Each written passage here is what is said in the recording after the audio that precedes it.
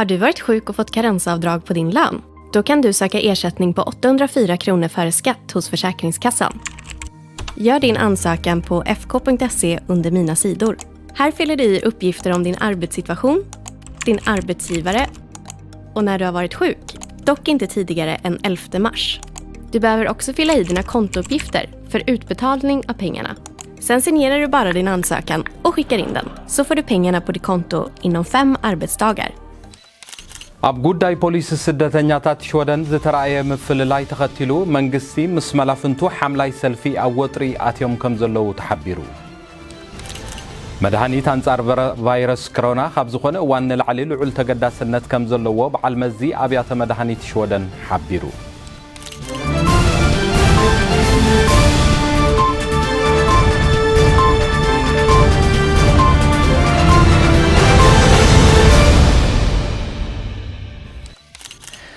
سلام كبراتا تخታተልቲ ኣልኮምፒስ ትግርኛ ከምልኩም ቀኒኹም ንሎሚ ዝተዳለው ዜናታት ሒዘልኩም ቀሪበ ኣለኹ ገለ ካብ ተዳልዮም ዘለው ኣርእስታቶም ክሰምዑ ጸኒሕኩም ናብ ዝርዝር ከእትወኩም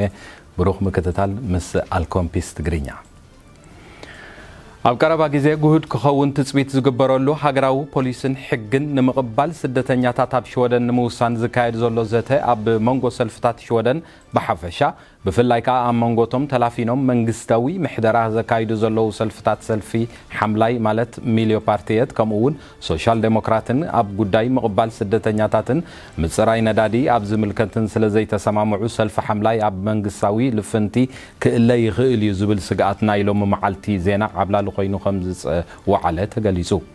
ኣቀደማ ቢሉ ኩለን ሰልፍታት ሓደ ፍሉጥ ዝኾነ ሽወደን ብደረጃ ሃገር ዓመታዊ ክንደይ ዝኣኽሉ ሓተት ዕቁባ ክትቅበል ከም ዘለዋ ዝድንግግ ሕግን ፖሊስን ክህሉ ኣብ ዘተ ከም ዝጸንሑን እዚ መስርሕ ናብ ተግባራውነት ንምቕያር ርእይቶታት ናብ ኮሚቴ ሕጊ ባይቶ ሽወደን ብምቕራብ እቲ ኮሚቴ ኣብ መጀመርያ ሰሙን ወርሒ ሓምለ ናይ መጀመርያ ኣፈናዊ ሰነድ ምስ ኣቕረበ ተወሳኺ ዘተ ብምክያድ ቅድመ ሃገራዊ ምርጫ ሽወደን ክውዳእ ዝብል ኣፈናዊ ስምምዕ ከም ዝጸንሐ ይንገር በዚ መሰረት ኣብ ስልጣን ዘለው ሰልፍታት በዚ ጉዳይ ብዘይ ምስምምዖም ጥራይ ዘይኮነ ሰልፊ ሓምላይ ሓተት ዕቁባ ንምቕባል ገደብ ምግባር ቅቡል ከም ዘይኮነን ስለዝገለጸ ኣብቲ መንግስቲ ዘለዎ ቦታ ምቕጻሉን ዘይምቕጻሉን ክፍትሕቶ ኮይኑ ከም ዘሎ ጸብጻባት ኣረጋጊጾም ጸረ ኮቪድ-19 ዝኾነ መድሃኒት ተደላይነቱ ካብ ዝኾነ እዋን ንላዕሊ ተደላይ ኮይኑ ዘለወሉ እዋን ብዝተፈላለዩ ሜላታትን ተኽእሎን ይግበር ከም ዘሎ በዓል መዚ መድሃኒት ሽወደን ማለት ለከመደልስ በርከት ኣብ ዝሃቦ ሓበሬታ መልኪቱ እቲ ቤት ጽሕፈት ስጋብ ብኩሉ ተቐባልነት ዘለዎ መድሃኒት ዝርከብ ካልኦት ኣማራጽታት ብምርኣይ ኣብ ስራሕ ክውዕሉ ካብ ዝተመደቡ መድሃኒታት ሓደ ብሬሚድ ሲቨር ተባሂሉ ዝጽዋዕት ንተላባዒ ሕማም ኢቦላ መፈወስ ተባሂሉ ኣብ ስራሕ ዝነበረ መድሃኒት ንሕሙማት ኮቪድ-19 ክዋሃብ ከም ዝተወሰነ ክፍለጥ ተኻኢሉሎ ብደረጃ ኤውሮጳ ሓሳብ ቀሪቡ ብዛዕባ እዚ መድሃኒት ዝወሃበሉ መንገዲ ኣብ ስምምዕ ንምብጻሕ ክግበር ዝጸንሐ ስራሕ ብምዝዛም እቲ መድሃኒት ኣብ ኩለን ሃገራት ኤውሮጳ ኣብ ስራሕ ክውዕል ከም ዝተወሰነ በዓል መዚ መድሃኒታት ኤውሮጳ ትማል ኣማሽኡ ሓቢሩሎ እቲ ኣብ ገለ ሃገራት ኣፍሪቃ ንምክልኻል ለበዳ ሕማም ኢቦላ ተባሂሉ ዝተሰርሐ መድሃኒት ሬሚድ ሲቨር ንሕክምና ቫይረስ ኮሮና ሙሉእ ኣይኹን እምበር ተፈቲኑ ውጽኢት ከም ዝሃበ ይንገር ጎረቤት ሃገር ፊንላንድ ኣብ ሰሜናዊ ዞባ ሽወደን ከባቢ ሃፓራንዳ ዘጋጠመ ቁልጡፍ ምልባዕ ዝርገሐ ቫይረስ ኮሮና ንምእላይ ኣብ ዝግበር ዘሎ ሕክምናዊ ኣገልግሎት ተወሳኺ ህጹጽ ሕክምናዊ ኣገልግሎት ኣብ መሃብ ክትተሓጋገዝ ከም ዝወሰነት ሰብ መዚ ጥዕናት ሃገር ሓቢሮም ኣብ ዞባ ኖርቦተን ኣብ ቀረባ ሰሙናት ዝተራእየ ቁልጡፍ ዝርገሐ ኮቪድ-19 ኣመልኪቱ ኣብ ቲ ዞባ ዝተራእየ ሕጽረት መውሃቡ ቦታታት ህጹጽ ሕክምና ማለት ኢንተንሲቭ ወርድ ፕላትስ ንምቅላል እዩ ፊንላንድ ነዚ ዕድመዚ ኣቕሪባ ዘላ ክብል ምምሕዳር ዞባ ኖርቦተን ኣፍሊጡ መንግስቲ ሽወደን ልዕሊ 12,000 ኣብ ዝተፈላለዩ ዓውድታት ትምህርቲ ንምምሃር ዘኽእል ዕድላት ላዕለዋይ ደረጃ ትምህርቲ ዘኽእል መደብ ብምሕንጻጽነ ተግባራውነቱ ወግዓዊ ከም ዝገበረ ኣፍሊጡ መሰረት ሓበሬታ ክፍሊ ትምህርቲ ኣብዚ ናይ ለበዳ እዋን ተኽእሎ ስራሕ ብተዛማዲ ውሒዱሉ ዘለዎሉ እዋን ኣብ ቅድሚ ሕጂ ብዝተዓጻጸፈ ቁጽሪ ንትምህርቲ ዘመልክቱ ተማሃሮ በዚሖም ከም ዘለዉ ክፍለጥ ተኻኢሉሎ በዚ መሰረት መንግስቲ ልዕሊ 1 ቢልዮን ክራውን ተወሳኺ በጀት ብምስራሕ مستمهارن لعلوين نايمويان درجات تمرتي بمبداب ዝበዝሐ ቁጽሪ ተማሃሮ ኣብ ማኣዲ ትምህርቲ ክሳተፉ ዝሕግዝ ሃገራዊ ውጥን ብምሕንጻጽ ይንቀሳቐስ ከም ዘሎን ሚኒስተር ምርምርን ላዕለዋይ ደረጃ ትምህርትን ሽወደን ዝኾነት ማቲልዳ ኤርንክራንስ ኣብቲ ንውሳነ መንግስቲ ኣመልኪታ ዝሃበቶ ሓበሬታ ኣፍሊጣ ሕብረት ኤውሮጳ ብዝሒዝናዮ ዘለና ሓጋይ ዜጋታት ኤውሮጳ ናበየናይ ሃገራትን ከባብታትን ምጋሽ ከም ዝከኣል ዝድንግግ መምርሒ ወግዓዊ ከም ዝገበረ ኣፍሊጡ ኣሎ መሰረት እቲ ሓበሬታ ንኣውሮጳዊ ሃገራት ወሲኽካ እዘን ዝስዕባ ካብ ኤውሮጳ ወፃኢ ዝኾናት ሃገራት ማለት ኣልጀርያ ኣውስትራልያ ጆርጅያ ጃፓን ካናዳ ሞሮኮ ሞንቴኔግሮ ኒውዚላንድ ሩዋንዳ ሰርቢያን ሲድ ኮሪያ ታይላንድ ቱኒዝያን ኡራጓይን ክትገሽን ዝፍቀዳ ሃገራት ኮይነን ከም ዘለዋ ክፍለጥ እንከሎ ናብ ሃገር ኣሜሪካ ዝግበር ጉዕዞ ንግዚኡ ከም ዘይተፈቀደ ክፍለጥ ተኻኢሉ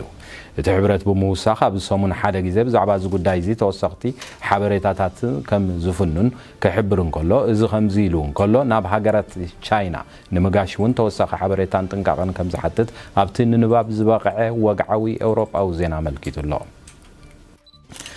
ኣመወዳእታ ዞም ዝስዕቡ ኣብ ውሽጥን ወፃን ሽወደን ዝመረፅናዮም ሓፀርቲ ዜናታትን መዘኻኽርን ብምሃብ ናይ ሎሚ መሰናድኦ ዜናና ክንዛዝም ኣብ ሽወደን ቁፅሪ ናይቶም ብኮቪድ-19 ዝተለኽፉ 67667 ዝሞቱ ከዓ 5317 ሰባት በፂሖም ከም ዘለዉ ሎሚ ኣብ ዝተዋህበ ወግዓዊ ጋዜጣዊ መግለፂ ሓቢሩ ኣብ መላእ ዓለም ብጠቕላላ ልዕሊ 10 ሚልዮን ብኮሮና ዝተለኽፉ ሰባት ቁፅሮም በፂሑ ከም ዘሎን ልዕሊ 500,000 ቁፅሪ ምውታት ከም ዝተመዝገበን ሓበሬታ ውድብ ጥዕና ዓለም ኣመልኪቱ ኣብ ሃገረ ሶርያ ሓድሕድ ኩናትን ለበዳ ኮሮና ተዘራርዮም ብዘስዓብዎ ከቢድ ማህሰይቲ ብታ ሃገር ልዑል ሕፅረት መግቢ ከም ዘጋጠመ ጸብጻባት ኣረጋጊጾም በዚ መሰረት መደብ ውድብ መግቢ ሕቡራት ሃገራት ዓለም ህጹጽ ሓገዝ መግቢ ንህዝቢ ሶርያ ክወሃብ ሓቲቱ ከም ዘሎ ተሓቢሩ ኣብ ርእሰ ከተማ ቻይና ፔኪንግ ብሰንኪ ዝተራእየ ሓዲሽ ዙር ምልባዕ ኮቪድ-19 ስዒቡ ገለ ቦታታት እቲ ከተማ ሰዓታት እቶእቶ ተኣዊጁ ከም ዘሎ ካብቲ ሃገር ዝወፅእ ሓበሬታ ኣመልኪቱ